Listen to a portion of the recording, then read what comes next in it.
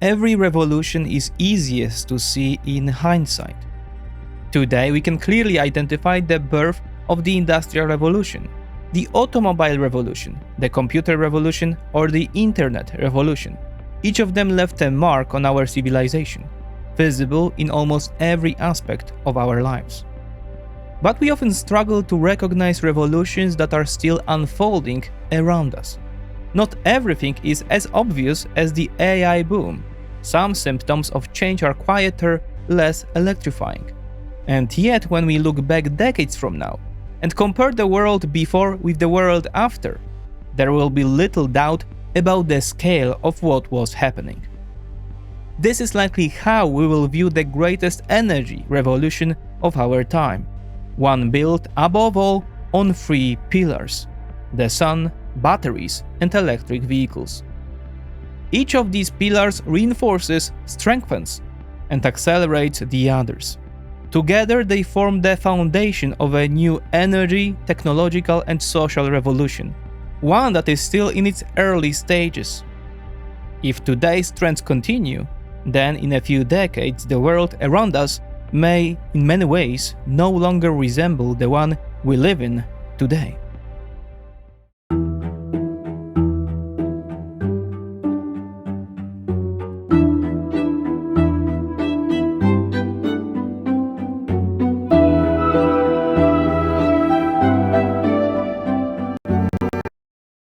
Every great revolution, industrial, automotive, the internet, gave rise to companies that shaped the global economy for decades. Those who recognized them early enough and acted deliberately had the chance to be part of them.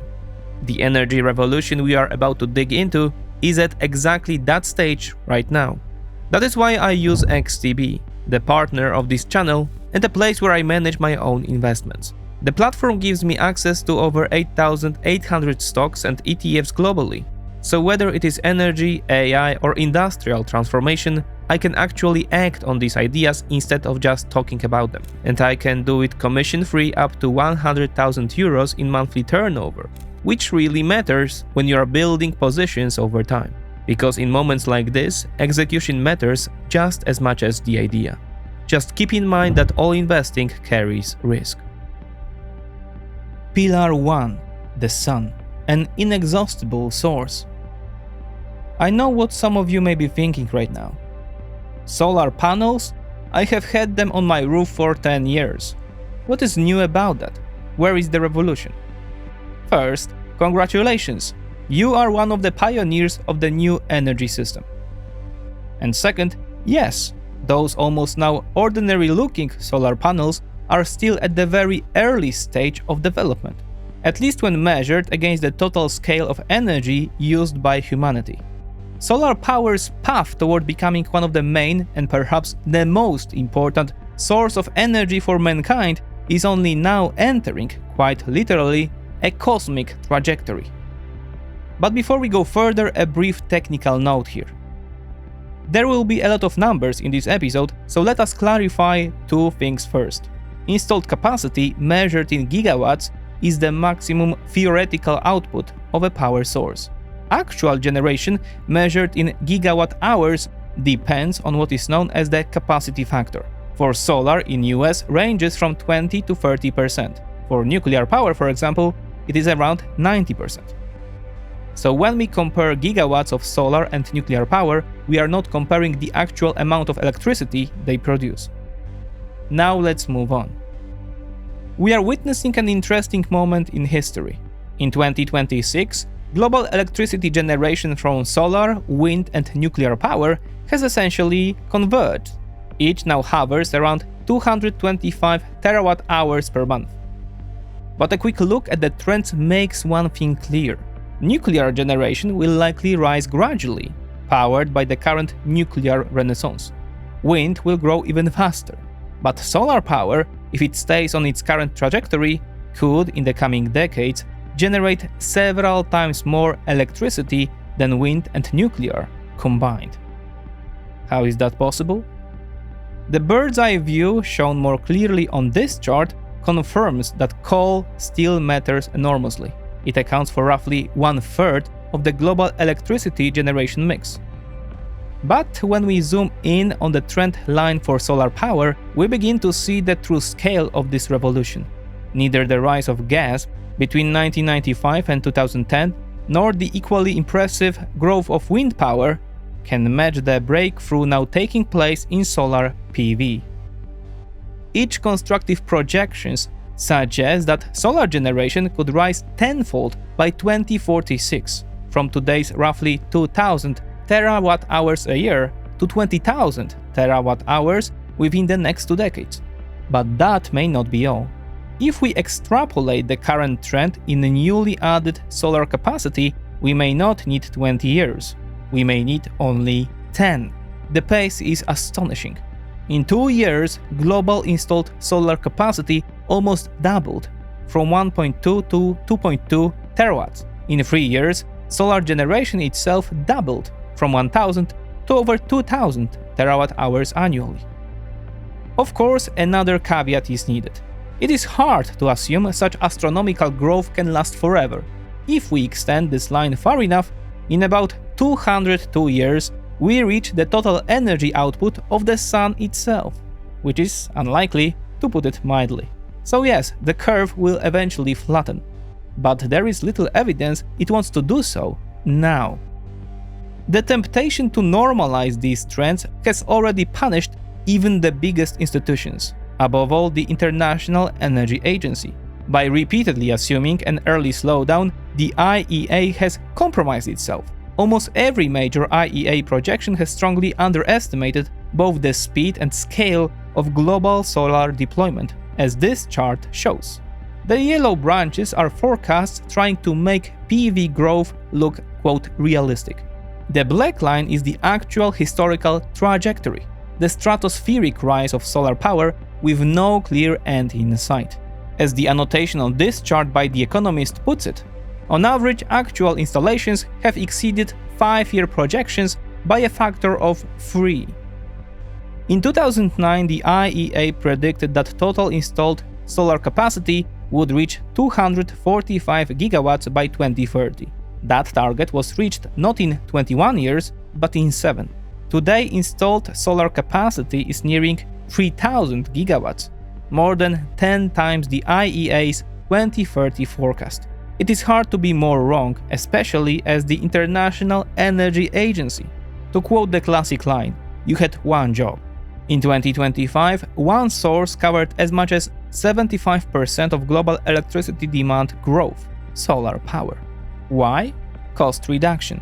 In just 16 years, the price of a solar panel fell 20-fold, from $5 per watt in 2008 to 26 cents in 2024. Since 1975, it has fallen roughly 450-fold.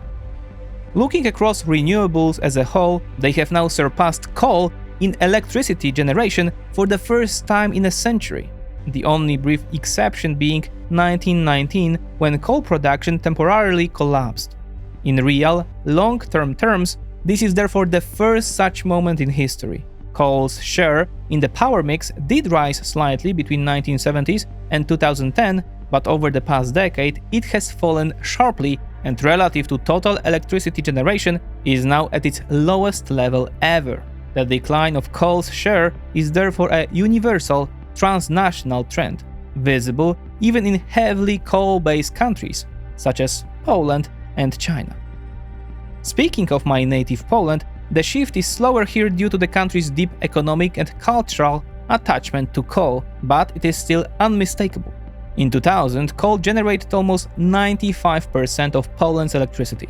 As late as 2022, it was still around 70%. Today, it is just above 50%, and 2026 may be the first year in Polish history when coal falls below half of the power mix.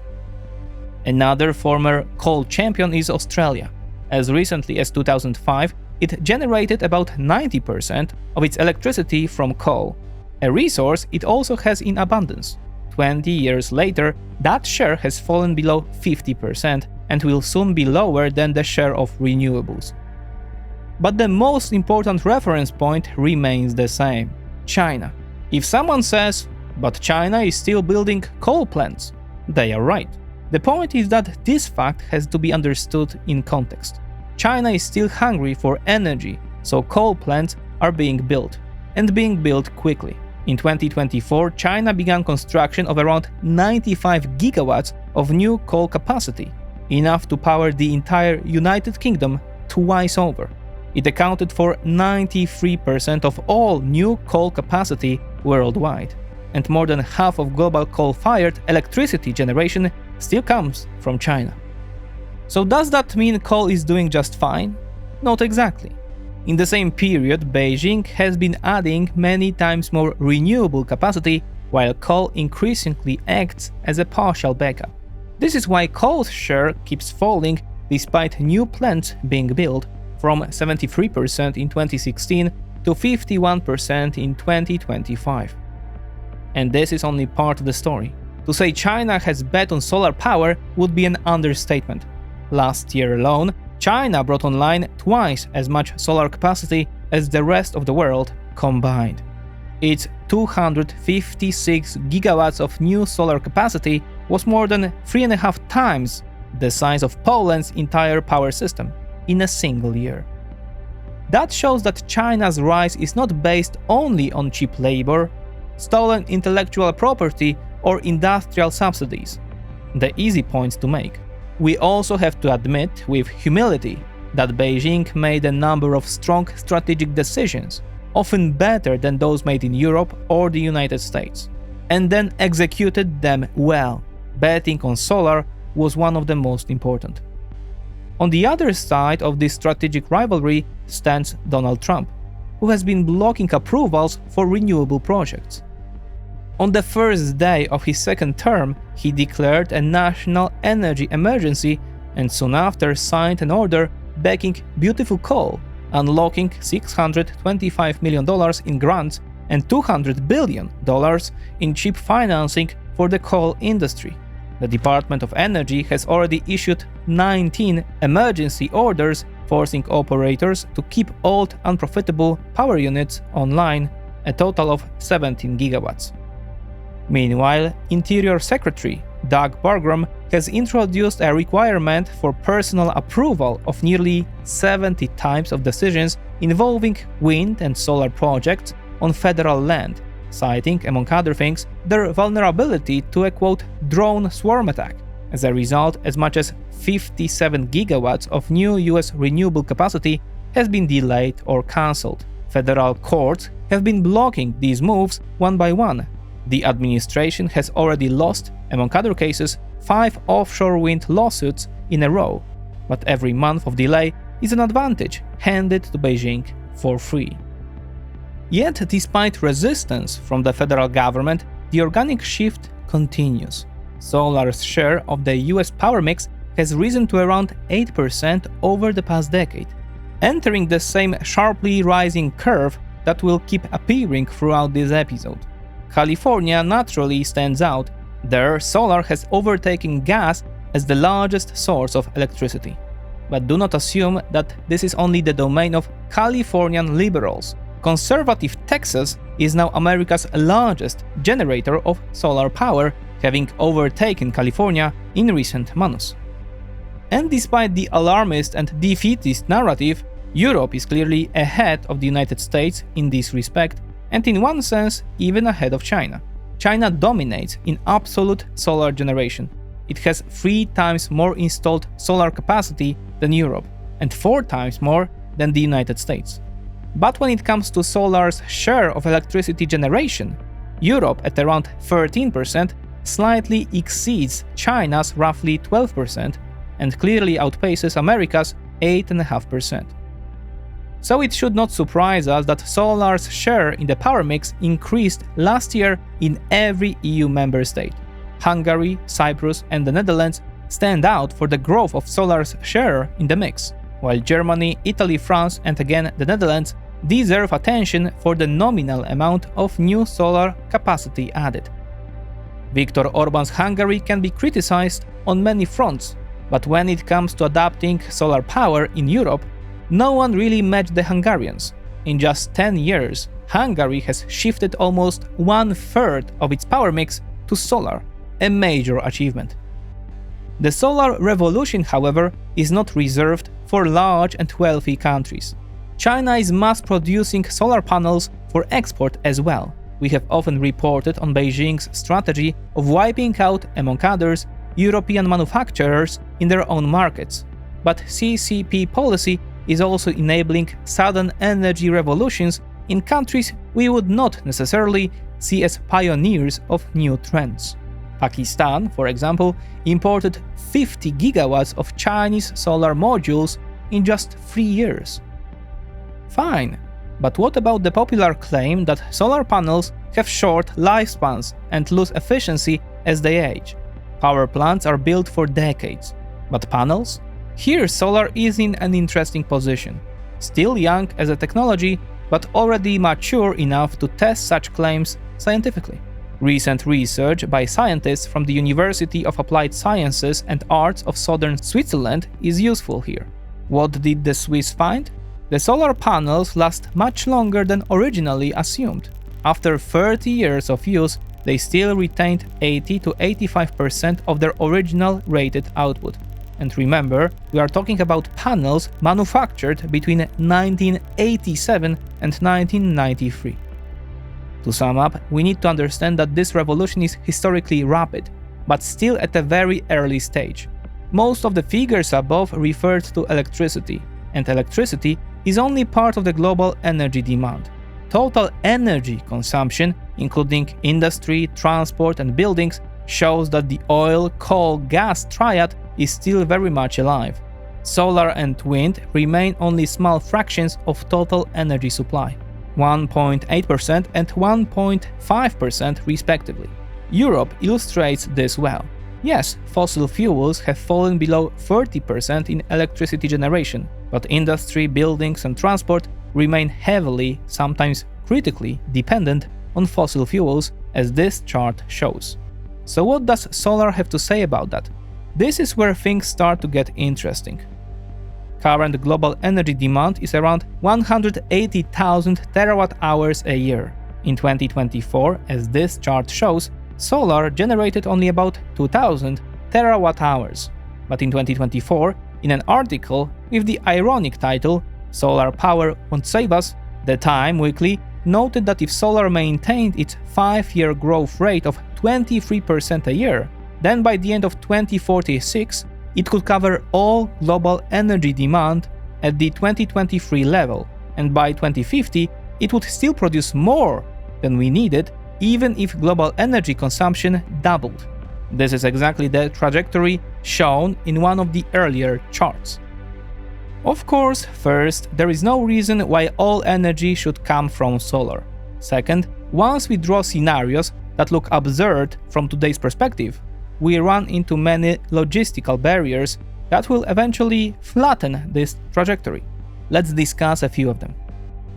The first is the simple fact that land is limited. We do not want to clear rainforests or give up meadows just to build PV farms. There are several answers to this challenge. The first and most obvious is rooftops, most of which still do not have solar modules. A surreal visual example is Aleppo in Syria, where reconstruction is literally being powered by solar energy. And if someone says panels are ugly, full solar roofs already exist. The second obvious direction is parking lots. Cars stand in the shade and heat up less in summer. Degraded land is also in focus. Mines, landfills, spoil heaps, old airfields. Places where solar could become a productive use of otherwise wasted space. China is already using wasteland this way. Then there are also fences and noise barriers, which over hundreds of kilometers could simply become solar panels. Finally, there is agrivoltaics, solar power applied to farming. And while this may disrupt some people's idyllic vision of the countryside, research already shows that some crops not only do not lose under panels, they gain. Tomatoes can produce 15% higher yields as can herbs and some soft fruits, because panels protect them from weather extremes and reduce evaporation. Global agrivoltaic capacity rose from 5 megawatts in 2012 to more than 14 gigawatts in 2021, and is growing exponentially. For example, the Agri-PV TRS system was designed as a strictly agricultural solution, allowing crops to grow beneath the installation while creating a system that produces energy, manages water retention, and supports cultivation at the same time. Is that enough? A 2021 study by a team from Aarhus University, Denmark, found that just 0.3% of the world's land area would be enough to cover global electricity demand. On one hand, that sounds small. In practice, it is still an area roughly the size of Sweden. But again, we must factor in other variables, including improvements in panel efficiency. Today's mass-produced silicon panels reach around 22 to 23% efficiency. Chinese firms are already setting records with perovskite silicon tandem cells, reaching around 35%. Once tandems enter mass production, the same roof or solar farm could generate 50 to 60% more electricity. The theoretical limit for tandems is around 45%. But will the technology stop there? Of course, the idea of getting all of our energy from solar remains purely hypothetical. In reality, there is no need for that. Wind, nuclear, and in specific cases, coal, gas, and oil will remain part of the system. But these thought experiments show that solar's potential is still enormous, even quite literally cosmic. Technology for transmitting energy from space to Earth is already being developed. It is still futuristic, but no longer pure fiction.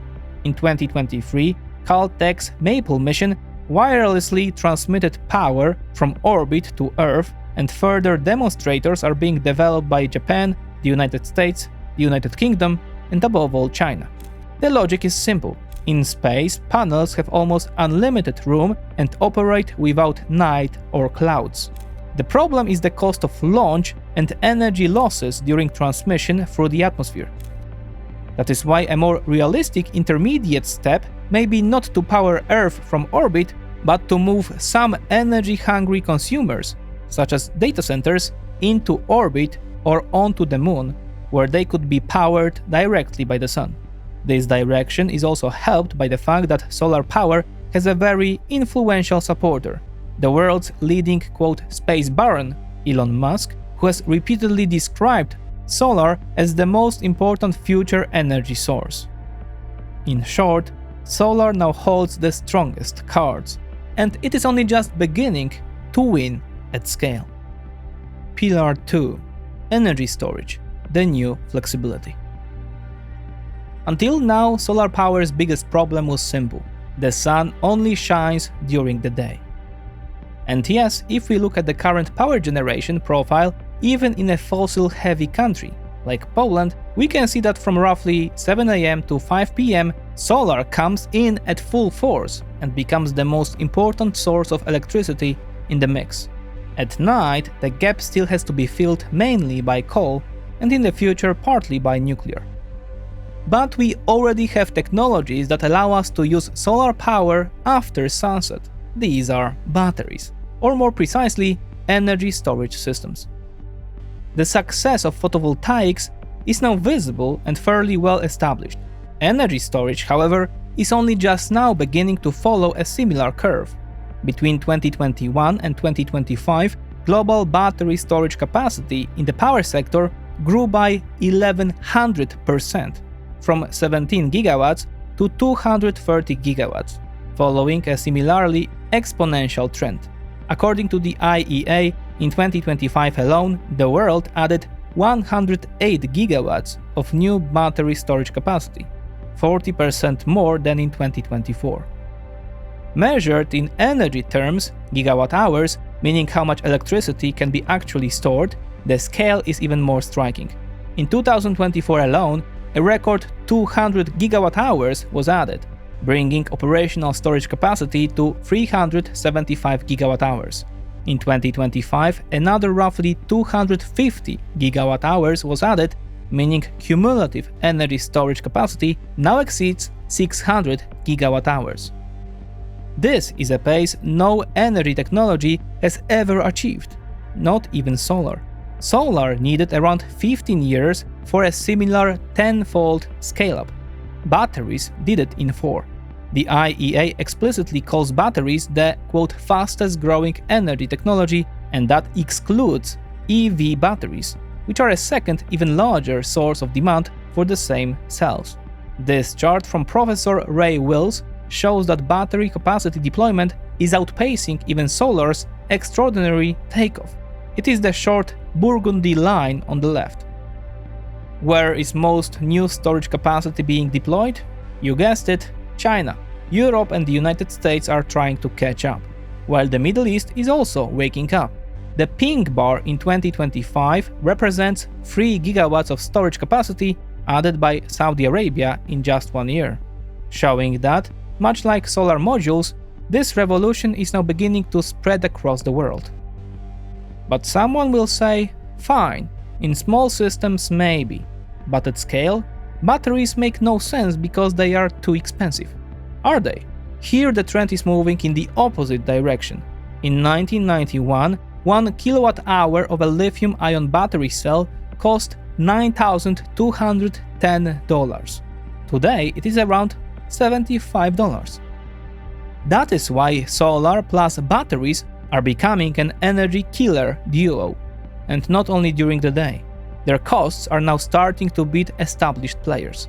Recent estimates show that for the first time in energy history, batteries can deliver power more cheaply than building a new gas plant. According to Bloomberg NEF, in 2025 the LCOE, the full lifetime cost of electricity from a project for a 4-hour battery fell by 27% to $78 per megawatt-hour, the lowest level since 2009.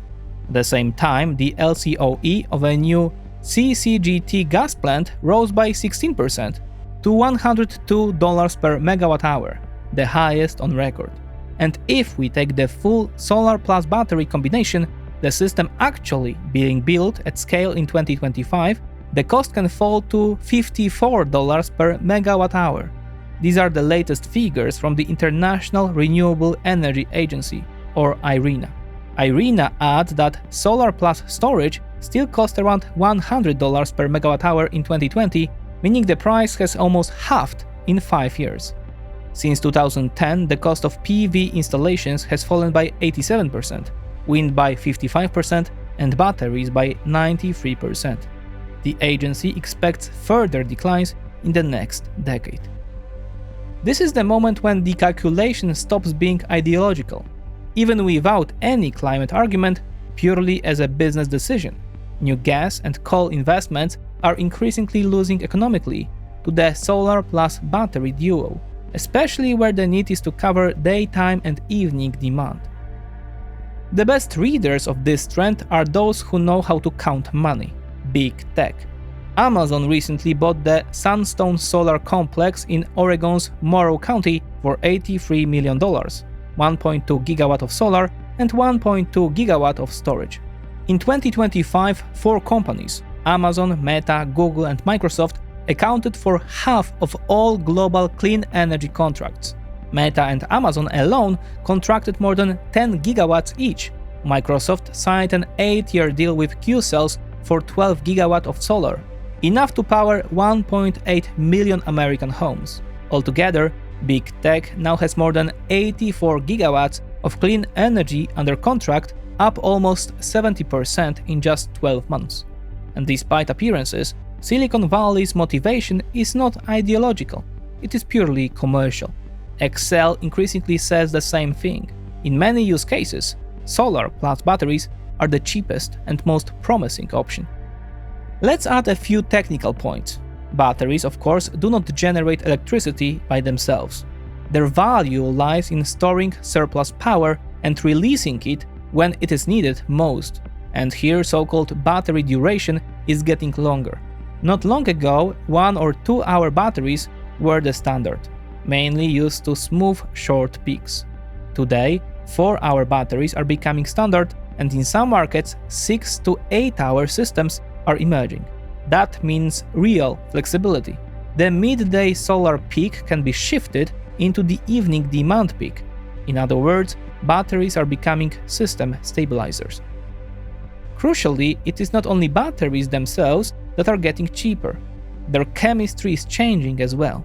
In public debate, the phrase lithium-ion battery is still often associated with expensive cobalt-based cells from the first wave of electromobility. But in energy storage, a different variant is increasingly dominant: LFP, or lithium iron phosphate batteries. They are less energy dense than some other lithium-ion chemistries, but in stationary storage, that is not a major problem. A grid battery does not need to be as light as a car battery. It needs to be cheap, safe, durable, and able to withstand thousands of charging cycles. That is why LFP is beginning to dominate the power sector. It requires no nickel or cobalt, is usually cheaper and more thermally stable, and better suited to frequent charging and discharging. According to the IEA, LFP already accounts for around 90% of battery energy storage deployments. In other words, grid-scale storage is looking less and less like an expensive battery from a luxury car and more like a cheap industrial component of the electricity system. And what about freezing temperatures? Here again, the same rule applies. Technology does not stand still. Today's lithium-ion batteries are increasingly well managed thermally, but another promising rival for some lithium applications is sodium-ion. These batteries will not replace all lithium batteries, especially where maximum energy density matters, as in long-range electric cars. But they may be highly attractive where cost, safety, raw material availability, and performance in difficult conditions matter more. Precisely the case for large energy storage systems. CATL, the world's largest battery maker, has just announced a 3-year deal with Hyperstrong to supply 60 gigawatt-hours of sodium-ion batteries for energy storage projects. Reuters described it as CATL's first major sodium-ion battery deal, while industry media called it the largest order of its kind so far. This is roughly equivalent to half of the all-energy storage batteries CATL delivered in the whole of 2025. The signal is important. Sodium-ion is no longer just a laboratory curiosity. It is beginning to enter industrial scale. Why does this matter?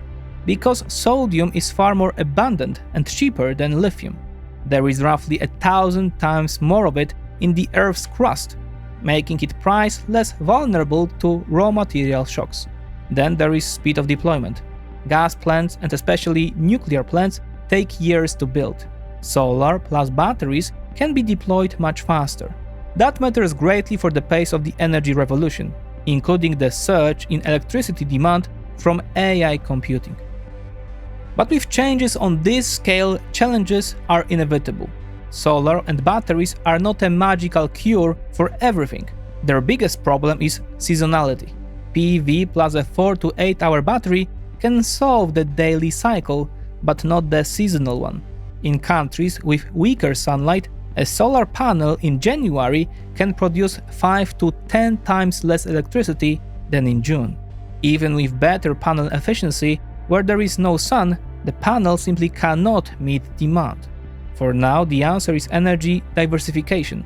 Above all, wind, which in temperate climates has the opposite seasonal profile to solar and generates most in winter. And nuclear, which provides a stable, clean baseload independent of the season. But technology offers another possible answer.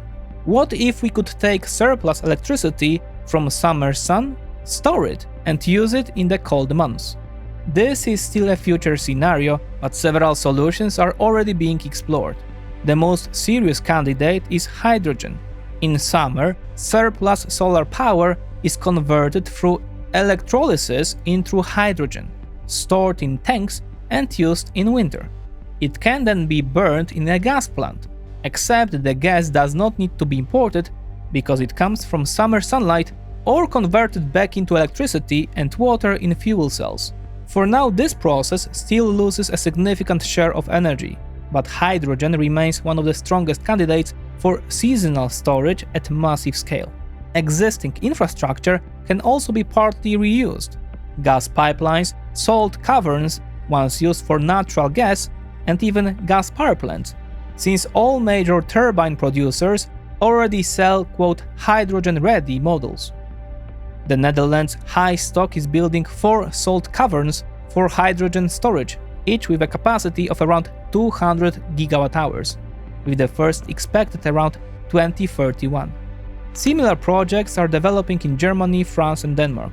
Norwegian startup Photon Cycle has raised 15 million euros for solid-state home hydrogen storage, designed precisely for the, quote, sunny summer, warm winter home scenario. Finland's Polar Night Energy, meanwhile, launched the world's largest, quote, sand battery in 2025. 100 megawatt-hours of heat stored in 2,000 tons of stone. All of these solutions are still at a very early stage, but they show that technological progress is already targeting the next barriers. Then there are other problems as well. Adapting the existing power grid, providing inertia, frequency regulation, and the black start capability. Things renewables do not deliver without additional infrastructure.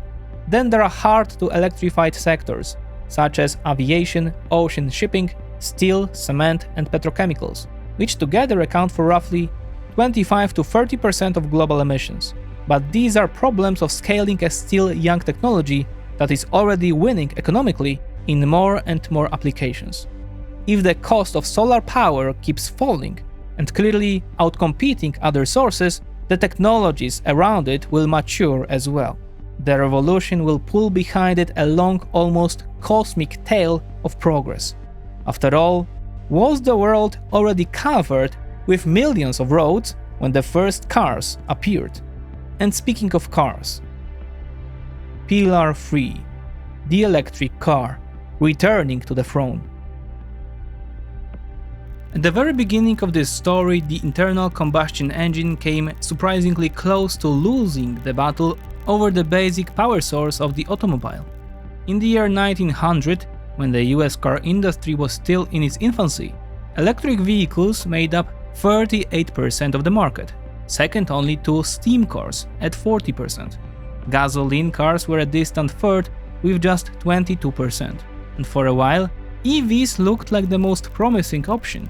They were quieter, cleaner, easier to operate, and did not require the exhausting and sometimes dangerous task of starting the engine by hand crank. Broken wrists from this process were common enough to earn the nickname Ford fractures. The problem was that EVs arrived too early. Batteries were heavy, expensive, and limited in range, while charging infrastructure barely existed outside the richest cities. Oil, meanwhile, proved to be an extraordinarily energy-dense fuel, and the combustion engine gained two powerful accelerators: mass production and a growing network of fuel stations at a time when electricity was still largely an urban privilege. So when Henry Ford's Model T showed that the car could become a cheap mass machine, roughly 3 times cheaper than an electric car, and the electric starter removed one of the biggest drawbacks of gasoline vehicles, petrol crushed its electric rival. And yet, in its basic nature, the electric motor never stopped being far simpler than the combustion engine. Over time, electrification reached every corner of the world. Power generation became less dependent on fossil fuels, and advances in chemistry reduced battery prices 220-fold in just 23 years. In other words, the conditions emerged for electric cars to challenge combustion vehicles again, and this time, to win. Everything suggests that our generation may indeed be the last to buy internal combustion cars on a mass scale. And once again, we see the same pattern already visible in solar panels and batteries. Sales of battery electric vehicles, or BEVs, have risen by almost 500% in just 5 years, from 2.2 million units in 2020 to 13 million in 2025. Of course, 61 million combustion cars were still sold in 2025. From that perspective, 13 million BEVs may still look modest. But if we add plug-in hybrids and other bridge technologies, the picture changes. BEVs plus PHEVs now amount to roughly 22 million cars, or 25% of the global market. conventional hybrids at another 10 million, or about 11%. In effect, 36% of global car sales are now more or less electric.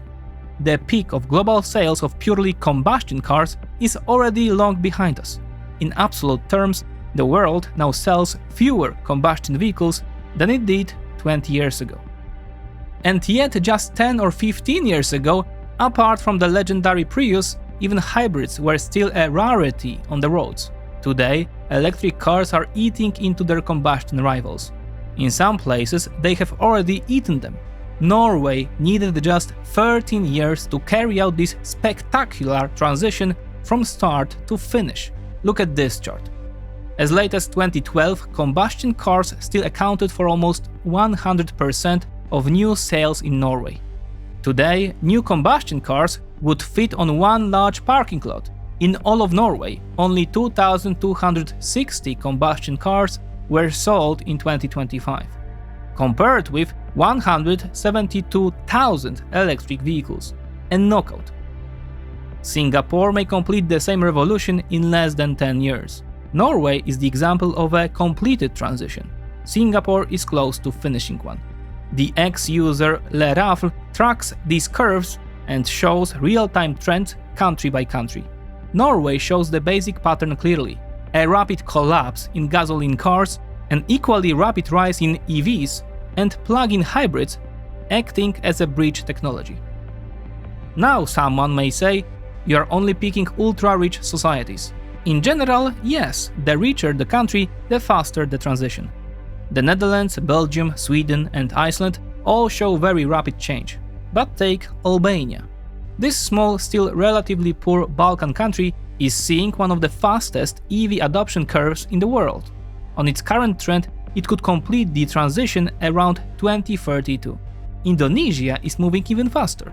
This is another sign that once a technology becomes cheaper, adoption can move beyond the richest societies and reach markets we do not usually associate with the technological avant-garde. Once again treating my native Poland, an average country, as an example. Here it is. Poles still like hybrids. I drive one myself, but EVs and plugins are beginning to accelerate. As the chart shows, current sales are starting to move ahead of the trend that assumes that by 2040, almost every new car sold in Poland will be fully electric. The same picture appears when we look at the decline of combustion car sales. With plugins included, in just 5 years we should see EVs and combustion cars cross in sales.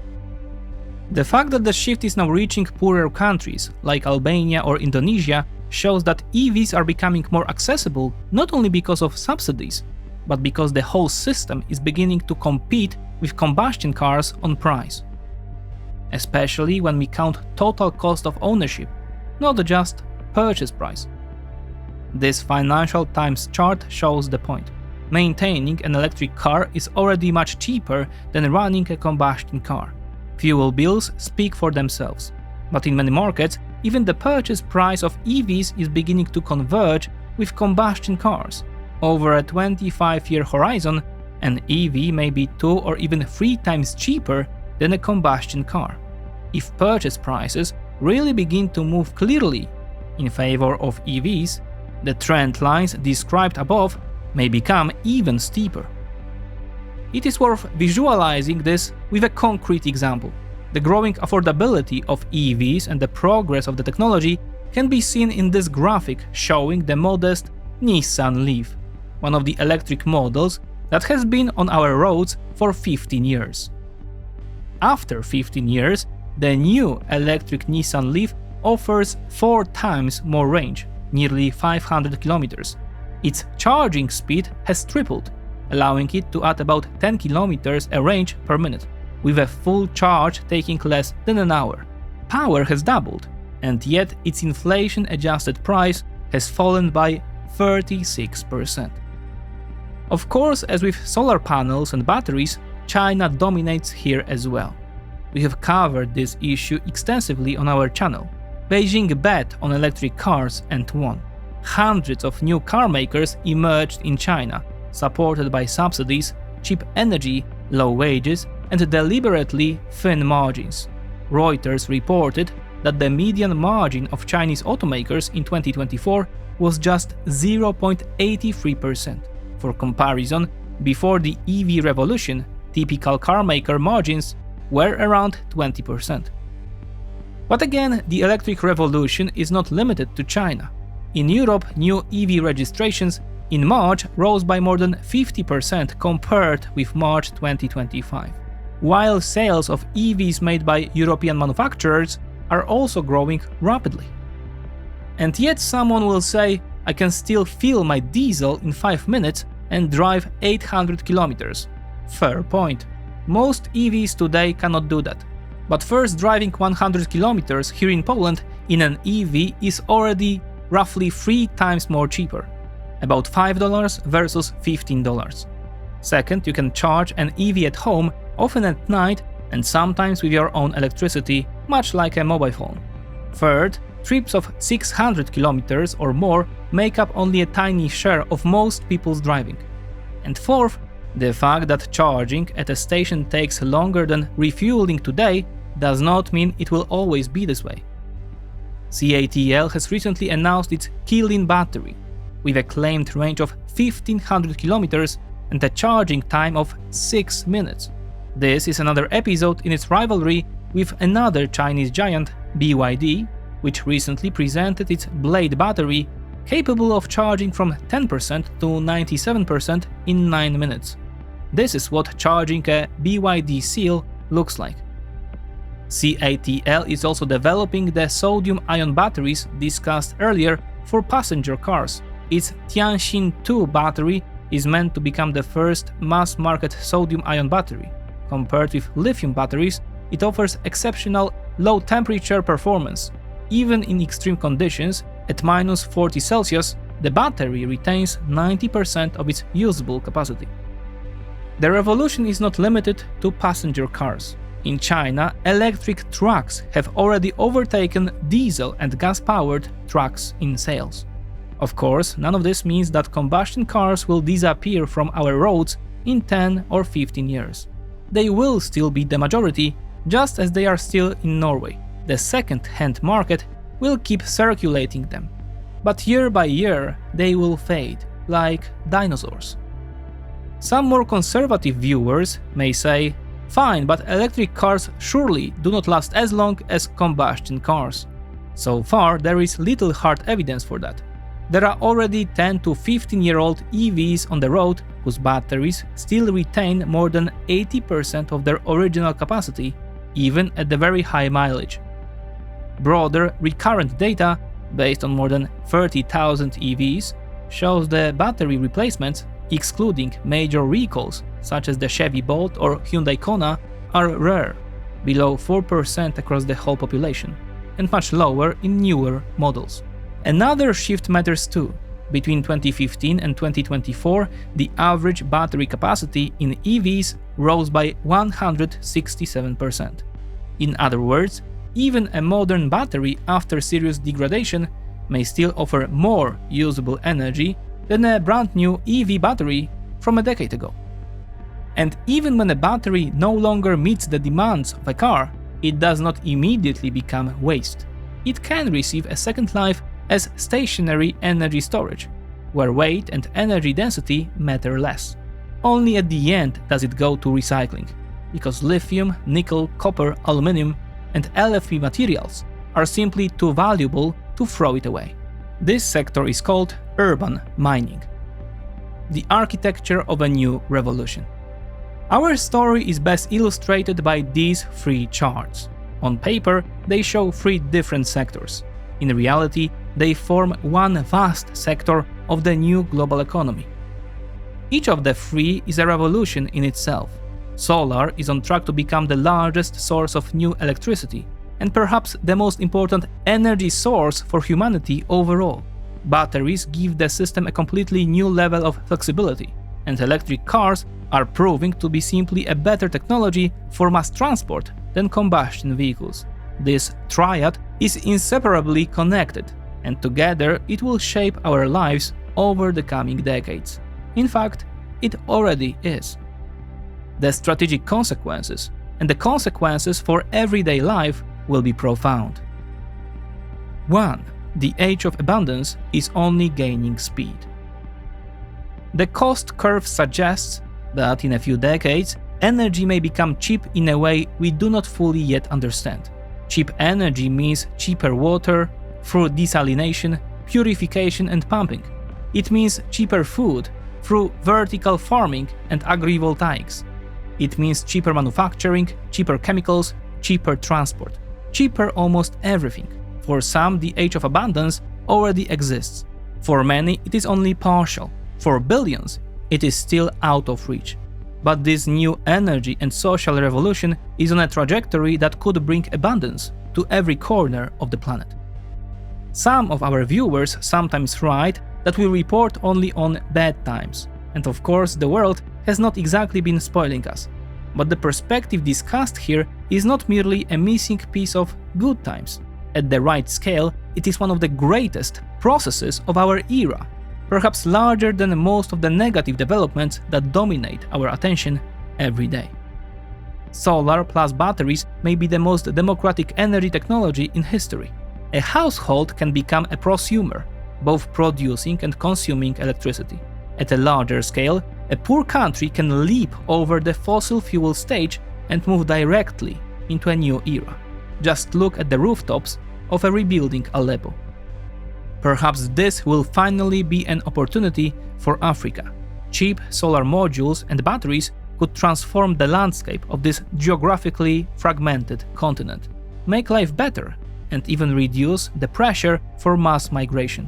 This simple example shows how far-reaching the consequences of the new energy revolution may be. Second, the end of the petrostate era. 100 million barrels per day. That is humanity's current demand for oil. Cars amount for roughly a quarter of it. In 2024 alone, electric vehicles displaced around 1.3 million barrels of oil per day, the equivalent of Japan's entire transport sector.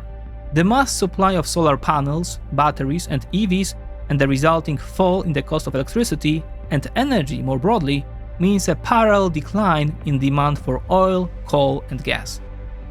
Recent forecasts by the International Energy Agency put peak oil demand around 2028 to 2030, though they did not yet account for the latest Iranian blockade of Hormuz.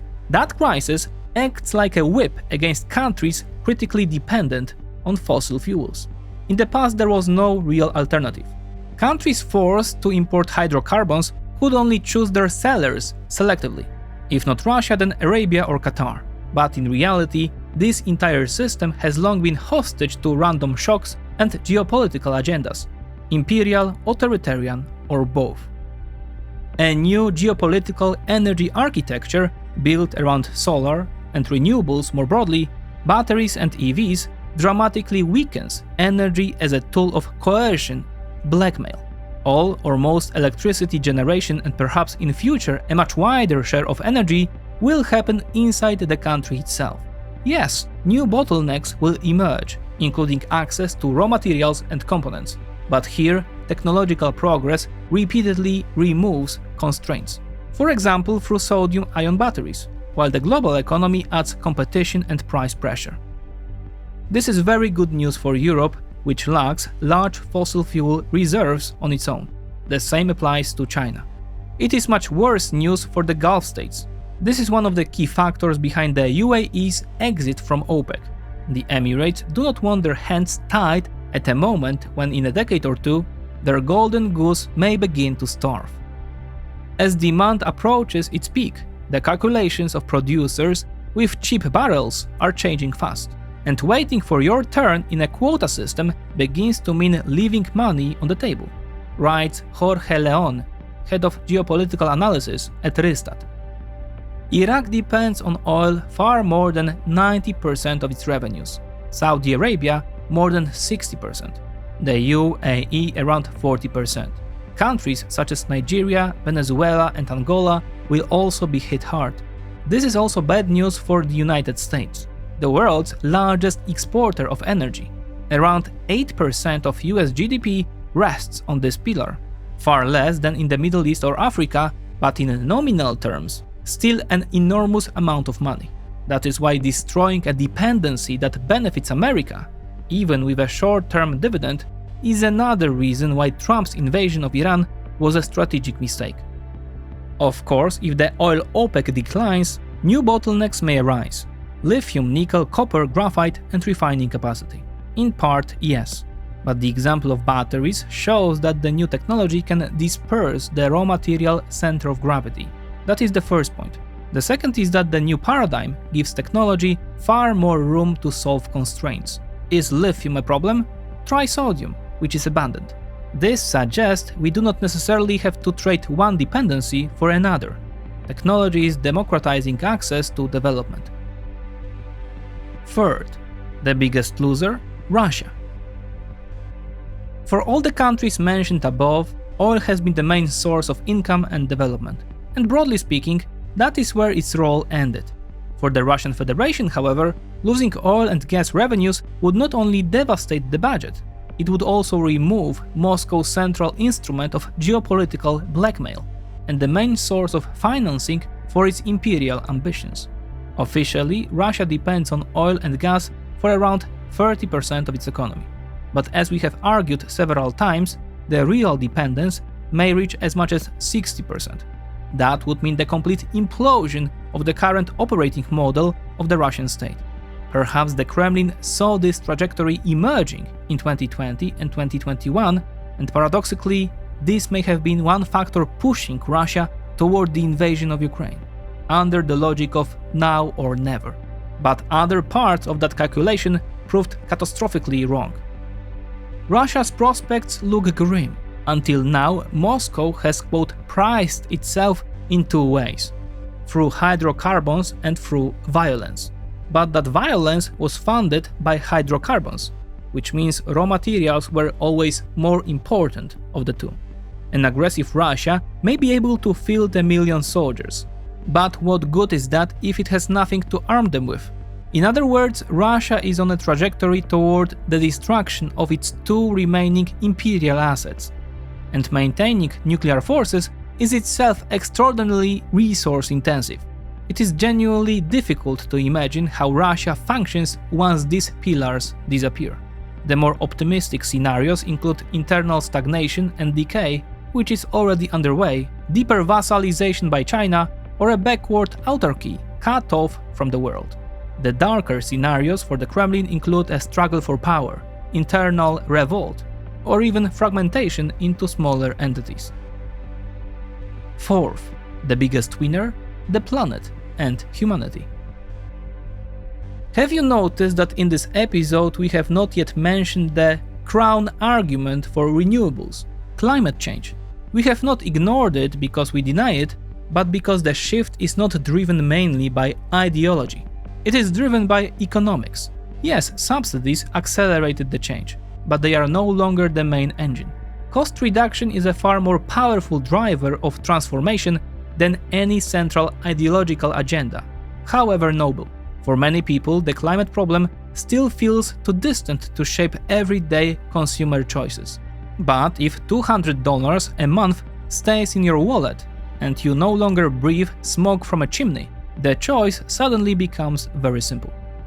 Again, it is hard to imagine a world powered only by renewables and batteries. It would not only be difficult to build, it could also be risky. Oil, gas, and even coal plants will therefore not disappear completely. Their main competitor, however, will be nuclear power. Like renewables, it is clean and low emission, but unlike them, it is independent of external variables, apart from uranium supply. For many countries, the attractive mix may be a system dominated by renewables and supported by a stable nuclear base. For example, 70–80% renewables and 20–30% nuclear. The exact proportions will depend on geography, access to cheap fossil fuels, grid conditions, politics, and the maturity of each technology. Fifth, a new critical economy is being born. Yes, China understood and implemented the first phase of this new revolution better than anyone else. Credit where credit is due. Beijing correctly read every element of this new triad and began not only to build its own future around it, but also to make its geopolitical rivals dependent on China. Chinese producers of solar panels, batteries and electric cars have begun flooding the world with their products. What should be done about it?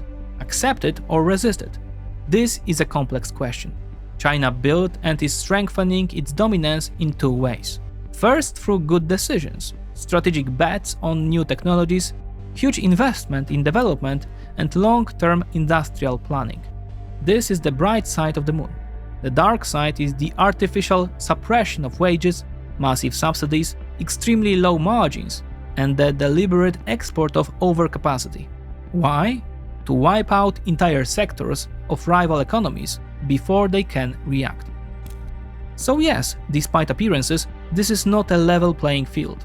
Chinese economic policy is expansionist and aggressive by nature. Its imperative is not the logic of the free market, but the bending of that market toward China's own imperial objectives. Objectives that often conflict with European or American interests. That is why Europe has an interest in responding with proportionate trade barriers across all dimensions of this industrial colonization, just as the US did. This matters because the whole sector is on track to become perhaps the most important part of the global economy.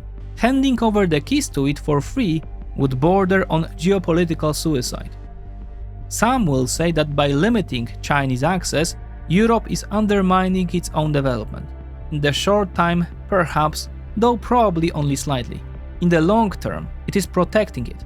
Europe has the skills and resources to mass produce its own solar panels, batteries and electric cars.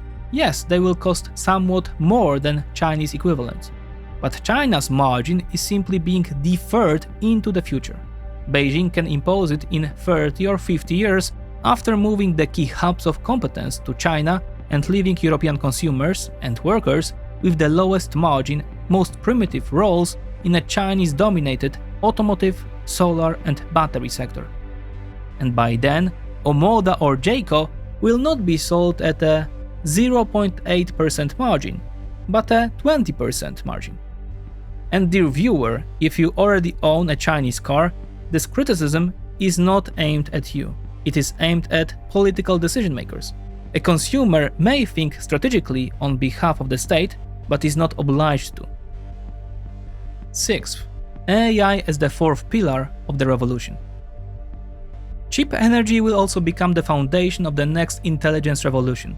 First, AI will force the mass installation of new generating capacity, and rising energy demand will favor the most competitive sources, above all, solar. But AI may become the fourth integral pillar of the revolution described in this episode for another reason as well. Once artificial intelligence gains access to far greater computing power, built on a larger supply of energy, it may help us, or act on its own, to solve the next barriers facing our civilization. At that point, we again enter exponential scale and the realm of AGI, whose consequences we cannot fully predict. We even have an appropriate FT chart for that. Artificial general intelligence may ultimately end the age of scarcity, or end the age of humanity through a machine revolt. But this is a topic for another episode. 7th, the new reality of everyday life. Let's close this episode with a vision of the world in 2040 and of how this revolution could change daily life in practice. You wake up without an alarm clock. The home management app on your smartphone has calculated that rooftop solar production began an hour ago, and that is the cheapest moment to run the dishwasher, the dryer and heat the water. You open the window. The first thing that still strikes you, and that your children take for granted, is the silence. Something is missing from the background, something we barely notice today. The rumble of combustion engines, the hiss of ignition, the roar of a truck on the next street. Instead, there is the sound of tires on asphalt, birds, and a few conversations from the sidewalk. The air smells of nothing.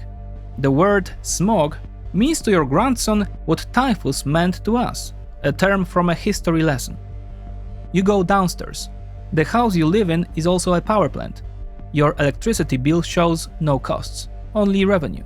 Last month you earned several $100s by selling surplus power from your battery to the grid during the afternoon peak.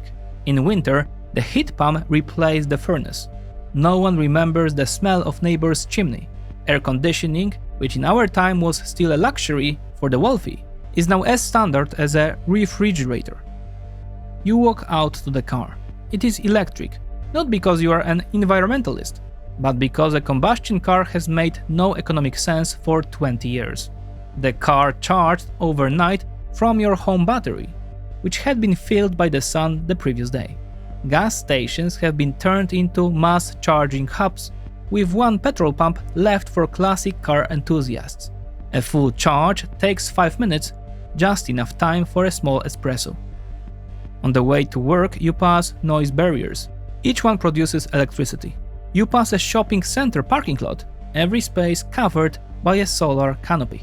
Cars stand in the shade, they do not overheat in summer, and the surface that was once just black asphalt now generates power. On the radio, you hear that oil costs $20 a barrel and matters about as much as coal does today. Coal itself is something you mostly see on a barbecue. And this is, in fact, a very conservative version of the future. Many of you are already enjoying parts of it today. But only when it becomes truly mass scale will the magnitude of this change fully hit us. Then our children and grandchildren will ask, "Did you really live like that?"